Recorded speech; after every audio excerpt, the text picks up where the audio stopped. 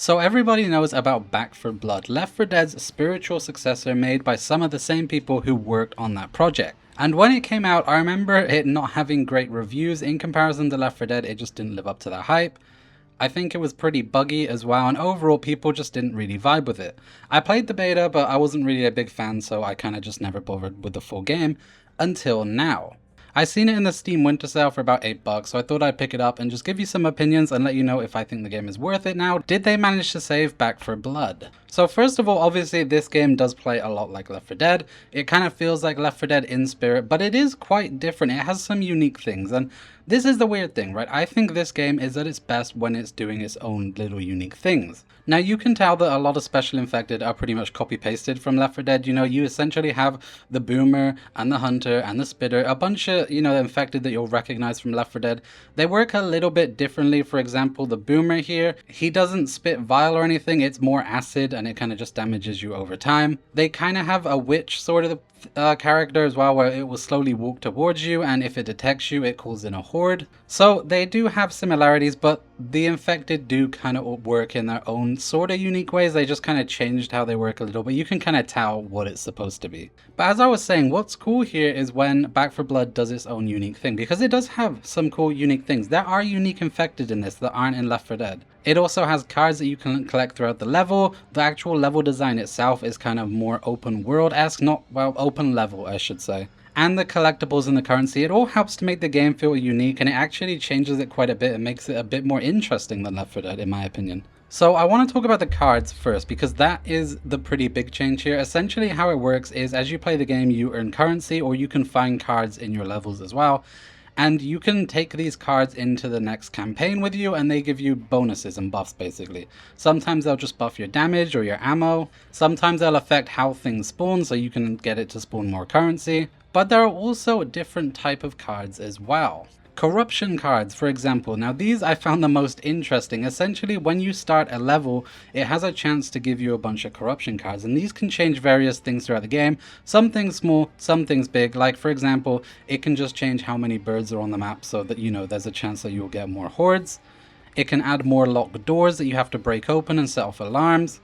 But it can change rather larger things as well, like adding special infected in that aren't necessarily in the base game all the time. Like there's this one called the Ripper that I remember, which kind of walks around with a big hand, and when he like hits the floor, it sends off like a shock afterwave that kind of pushes you out the way and damages you. There's also this one that I don't really know what it does. I think it's called the Swarm. It kind of like turns into a ball and then will roll around, and it'll get close to you and send out these little flies to come and like hurt you. And it can also add the Witch as well, which again doesn't function like the Witch per se, but it kind of works in a similar way where it will walk towards you, and if it detects you or you make too much noise or you shoot it, it's going to set off a horde. And it can change other things on the level as well, like adding heavy fog or mist and just stuff like that. That kind of makes the levels a bit more unique when you replay them, and just kind of changes things, so you don't really know what you can expect when you play a level. It just kind of makes it a bit more dynamic, which I like a lot. That adds to the replayability. And you also have burn cards, which are also like stronger buffs essentially, so you can spawn in with like a heavily modified shotgun, or you can give all of your team like a special ability. But these are one-time use, so the normal cards, they don't destroy when you use them, but the burn cards do. You have one use on them and then they're gone. But they really add to the game, and this game also has currency as well. So while you're playing through the levels, you'll be looting cars and rooms and stuff to find money laying around. And when you find that money, you can spend it at the start of every level to buy upgrades, buy ammo or gear, or as I said, you can even buy cards throughout the level if you're lucky enough to find them.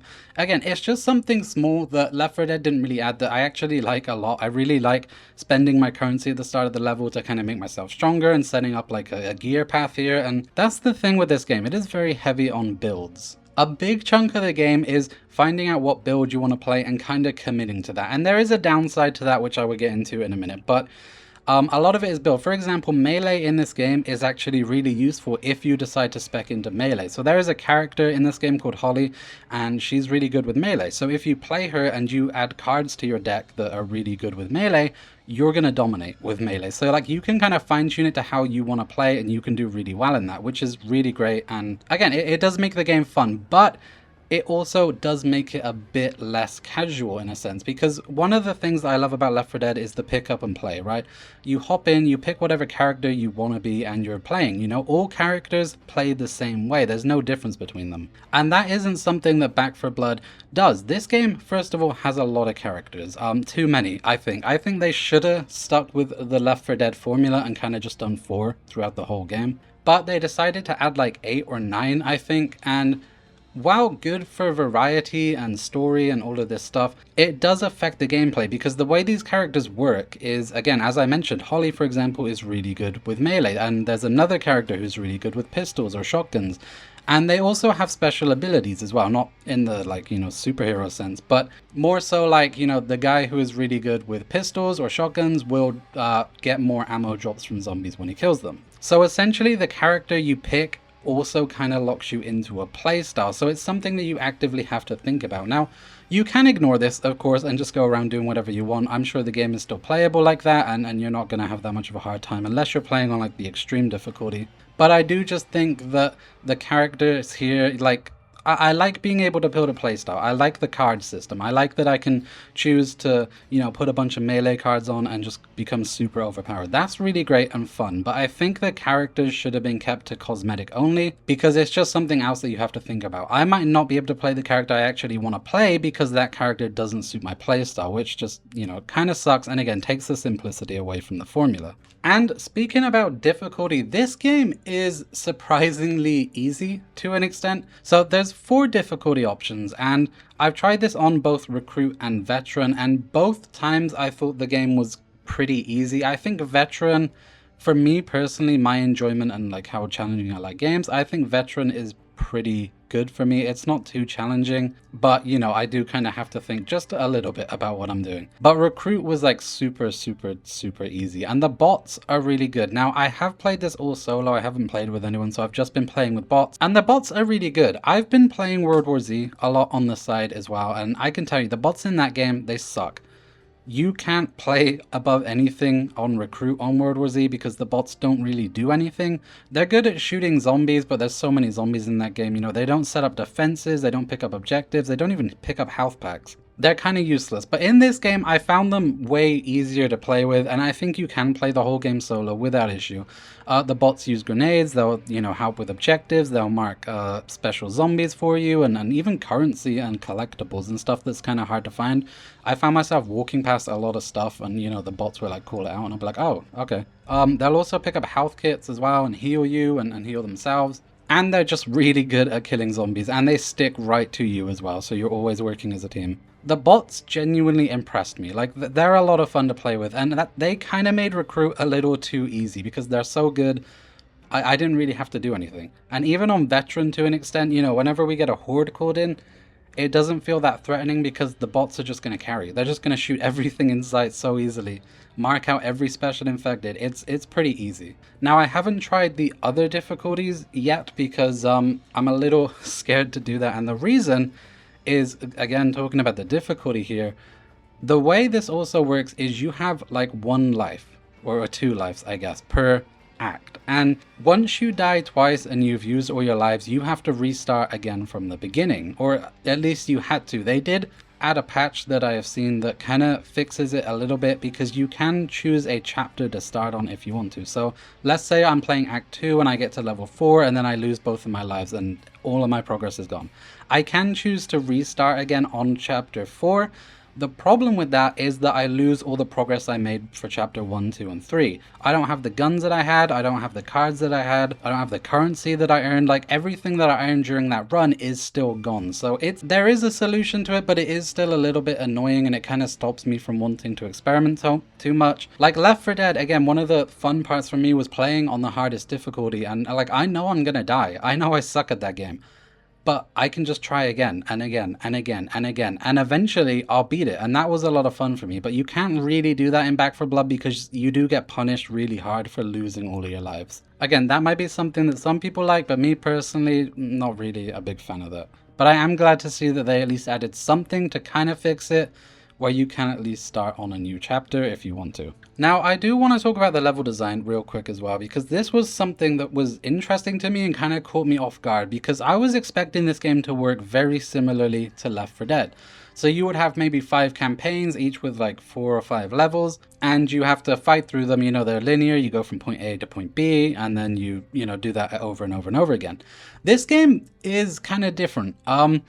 It has acts, and I think with the DLC there's like 8 acts, and each act has like between, I would say on average, 8 to 12 missions. Now that sounds like a lot, and it is. It took me about 3 hours just to beat Act 1. But not all missions are the same. Now it does have that Left 4 Dead formula. Sometimes when you start in a safe room, you fight your way through a level and you get to another.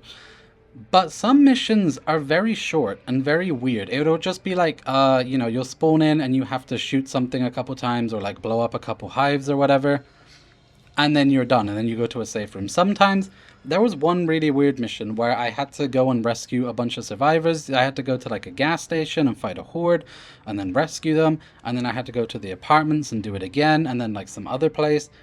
It was strange. It was such a strange mission because it was kind of almost, again, open world-ish. Like, it was just a huge block area and I could go in any order I wanted, and I just had to like go around and save these survivors. And that was interesting to me. It wasn't what I was expecting, so at the time I was a little disappointed because I just wanted kind of that classic Left 4 Dead formula. But I do appreciate that they did something unique here and they tried other level designs, because it just kind of adds variety to the campaign while you're playing it. It's not always just fighting from point A to point B. There are other objectives and other mission styles here, which I just think, add variety to the gameplay.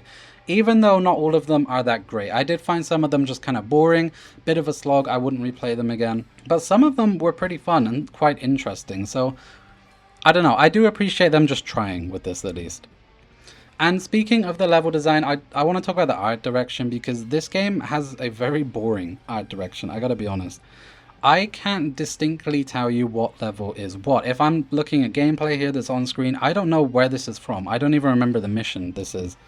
And the reason for that is because every level looks the same. I don't know if they use the same assets, but they definitely have the same art direction. Like, everything just looks identical. All the levels blend together, and so does all the Ridden as well. And this is another kind of big problem that I have. The special infected in Left 4 Dead are super unique, right? You can easily tell what is a boomer, what is a spitter, a hunter, a jockey. Like, they have such distinct designs, and you can just look at them at a glance and know exactly what you're dealing with.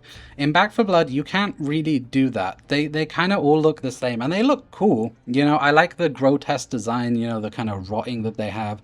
They look gross, they look cool, but it all just sort of blends together with one another, and that includes the level design as well, unfortunately. Like, even Act 2 and Act 1 feel very similar in terms of like the setting and the places you're going to be running through. It all just looks the same, and I just don't think it's that interesting. Like, if I'm playing Left 4 Dead, I'm not going to confuse No Mercy with The Parish, or Heavy Rain and Dark Carnival. Like, I know what these are, and I can look at them in a moment and just like tell you exactly what level that is. And that's because they're super distinct in how they feel and how they look and the atmosphere.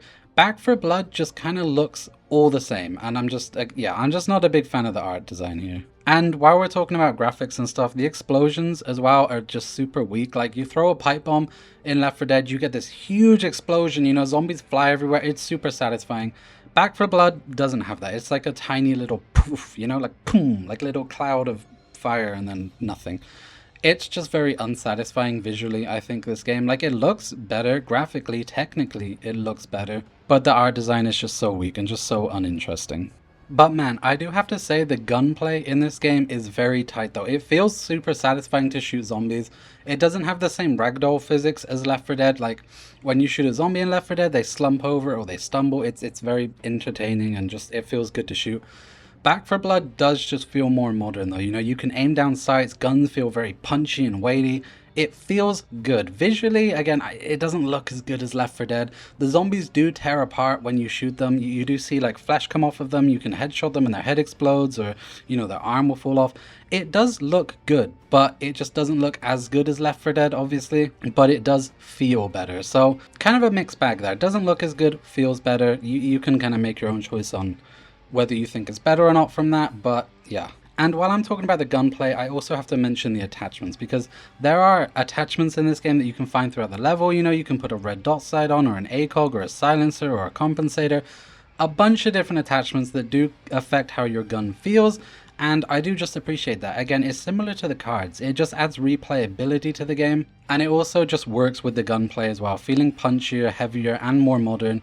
It just feels nice. You know, I can pick up a Scar and it's not always going to feel the same. I can change the attachments out on it and get different things, and it would actually make the gun feel different. Whereas like in Left 4 Dead, if I pick up a Mac 10, I'm always going to be using it like a Mac 10. It doesn't ever feel any different. So that is something that I really liked as well. Now, as I mentioned, I did get the deluxe edition. I haven't tried any of the DLCs yet, but I did try one of them, I guess. It's kind of a weird expansion where it doesn't really add a new map, but it adds these things around the maps called Hives, which you may find, and if you find them, you can choose to go into them, and it's kind of like a big cave that you kind of have to fight through, and you can keep going or you can choose to exit and just take the loot that you get.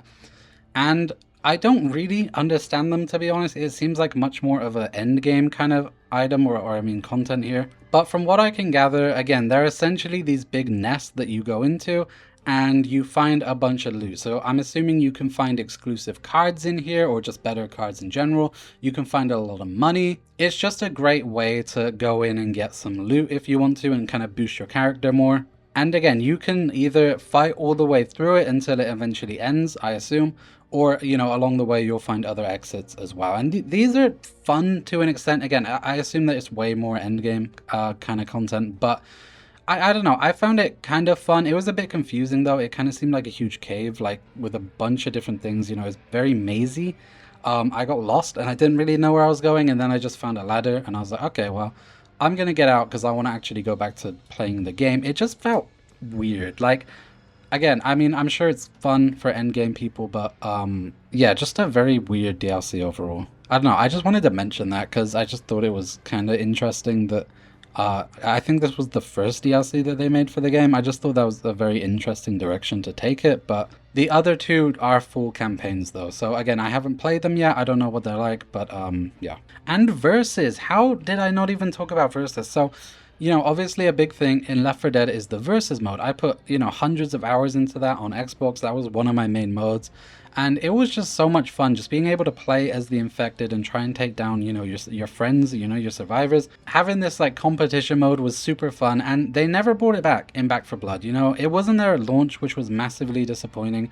I thought maybe they would bring it back with a DLC at some point, but they didn't. There's no versus here. It just simply doesn't exist. I think that's super weird. I think that's a super weird choice. There is a PvP mode. It is like a survival mode, kind of like Scavenge from Left 4 Dead, but there's no actual campaign versus mode, which, I don't know, man. That's just such a missed opportunity. Like, again, even if they added it in a DLC, I think that would have gone a long way, but not having versus in this, huge missed opportunity. But anyway, in conclusion, so I've put about 5 hours into Back 4 Blood, and do I think it's worth it? Do I think they fixed it or lived up to the hype? No. No, not really. I mean, okay, I got it for $8, and again, I got all of the content here for $8. I think if you can get it on sale for like, I think the max I would pay for this is maybe 15 or 20, and the reason for that is because it just doesn't feel as good as Left 4 Dead. Still, I think it still has those issues where, of course, it's going to be compared to Left 4 Dead. It just doesn't feel as polished or as tight as Left 4 Dead. I even noticed that like some of the missions kind of repeat areas a little bit, like not fully, but they'll use the same starting zone or something. And again, the lack of like distinction between the levels I think is a big problem as well, especially for like long-term playability here. Like, I'm not going to want to put 100 hours in this game because all the levels just kind of feel the same. But yeah, I don't think the game is bad. I'm having fun with it, and I'm probably going to put maybe 20 or 30 hours into it, which is, in my, you know, obviously great value for $8. But I honestly can't say this is worth it at full price, or even like a 50% sale. I think, again, I would pay maximum 15 for this game. And again, that's just because of the level design, and it does have a lot of cool things going for it. Like I mentioned, the bots are really cool, and the fact that you can fully play this solo and the bots are very competent is really good, and I really appreciate that. And again, the shooting and the attachments, there's a lot of really fun stuff here. I don't know, man, the price, it just isn't worth it. I think the level design fails, and that is kind of one of the huge things about Left 4 Dead, because if you buy this sort of game, you're gonna want to replay, especially with the card system. That's kind of like a huge reason to replay it. They wanted you to play this game over and over and over again. But I just don't feel compelled to do that because the levels just aren't that interesting to explore, and that is just the biggest downfall of this game. So it's definitely not a bad game. Of course, you can make your own choice up whether you think it's worth the money. But for me personally, again, I'm very happy with $8. I'd be happy for $15 as well. 20, maybe. Like, you're pushing it a little bit, maybe. But I definitely wouldn't pay anything over 20. So there you have it. That's my opinion on Back 4 Blood. I don't think they quite managed to save it, but they did do a lot to it. They brought it back to half-life, at least, right? Like, you know, not the game, but like they brought it back, you know, a little bit of saving grace. It's a decent game now, but I still don't think it's, you know, gonna go down as one of the greats, and I don't think it's worthy of the full price title either. So there you have it. That is my opinion on Back 4 Blood.